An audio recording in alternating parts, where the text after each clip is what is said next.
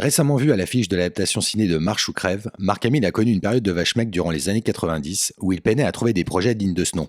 Contraint d'accepter tout ce qui se présentait à lui pour payer ses factures, l'ex-Luke Skywalker s'est ainsi retrouvé au générique de titres pas toujours très glorieux comme Mutronix, Time Runner ou encore Midnight Ride, production horrifique financée par la Canon de Menahem Golan et Yoram Globus qui singeait ouvertement le Hitcher de Robert Harmon.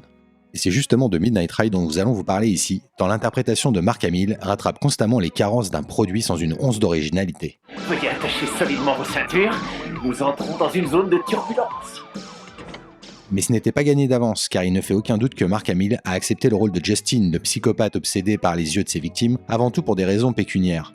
Seulement voilà, le professionnalisme du bonhomme l'a poussé à s'investir pleinement dans l'aventure, au point d'embrasser la nature absurde du script, là où tant d'autres se seraient contentés de cachetonner mécaniquement ou d'afficher sans vergogne leur envie d'être ailleurs. N'est-ce pas Cameron ?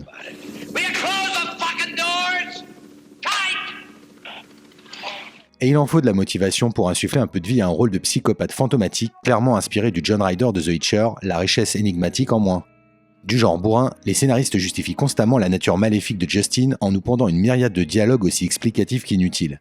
Puis là-dessus, ma mère a débarqué sans crier gare. C'est vachement intime ce genre de moment. Et pourtant, en dépit de ce manque de finesse narrative patent, Hamill réussit à faire passer la pilule, apportant une certaine authenticité à son personnage, dont la caractérisation se limite pourtant aux clichés inhérents à ce type de tueur en série calqué sur Norman Bates. Conscient qu'il doit bâtir un personnage à partir de rien, Hamill choisit d'y aller franco et adopte une approche quasi parodique. L'acteur multiplie volontiers les grimaces et autres mimiques exagérées tout au long de la progression du métrage, sans pour autant nuire à la part de dangerosité nécessaire pour que son rôle fonctionne aussi au premier degré. Léger strabisme divergent, ça se soigne très bien. Bien que tirée par les cheveux, cette interprétation en roue libre s'avère donc totalement jouissive, que ce soit lorsque Justin menace une serveuse trop crédule, suce malicieusement l'œil d'une de ses victimes ou joue les fous du volant après avoir attaché ce pauvre Michael Dudikoff à son capot. Un Michael Dudikoff beaucoup moins flamboyant que son partenaire, mais que les fans de films de ninja des années 80 seront ravis de retrouver ici, d'autant qu'il est une fois encore doublé en français par le regretté Yves-Marie Morin. Écoute connard, je suis fané, j'en ai plein le cul, et je suis prêt à tuer. Alors faut surtout pas me faire chier.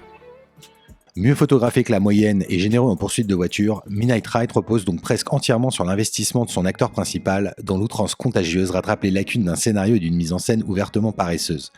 Le triste remake officiel de The Hitcher ne peut pas en dire autant. Dommage cependant que le road movie horrifique de Bob Ralver ne soit toujours pas disponible en haute définition, car les différents DVD parus en Europe trahissent leur âge.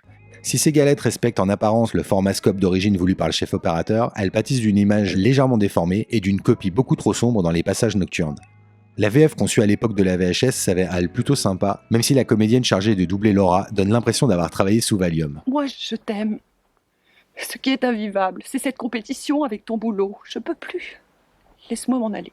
Heureusement, les comédiens masculins sont mieux lotis, Dudikoff bien sûr, mais aussi Mark Hamill, dont le doubleur respecte l'énergie excessive et savoureuse. Tu connais la suite du programme. Vas-y, conduis!